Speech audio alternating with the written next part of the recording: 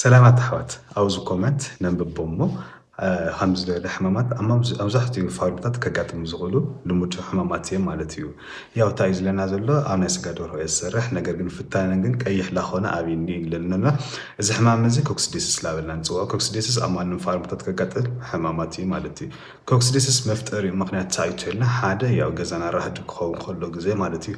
ራህዲ ኮይኑ ማለት እዚ ናብ ዝኸፍአ ነገር ደረጃ ከብፅሐና ይኽእል እዩ ማለት እዩ። ኮክሲዲስስ ሕማም እዞም ምልክታት እዚኦም ስዕቡ ማለት እዩ። ከምዚ ኣብ ላዕሊ ከም እትሪእዎ ኣለኹም ማለት እዩ። ሓደ ቀይሕ ዝኾነ ፍታን ኣለዎን፣ ካልኣይ ናይ ምጭባጥ፣ ሳልሳይ ክንፈን ምሽንዳይ፣ ራብዓይ እንደገና ፈጣን ዝኾነ ክብደት ወይ እንደገና ኪሎ ምቕናስ የርእያ ማለት እዩ። እዚ መዓናት ክሓማ ከለዋ ደርሆና ዘርእዮ ምልክታት ሕማም እዩ ማለት እዩ። ኮክሲዲስስ ልዕሊ 80% እንደገና ቀታሊ እዩ ማለት እዩ።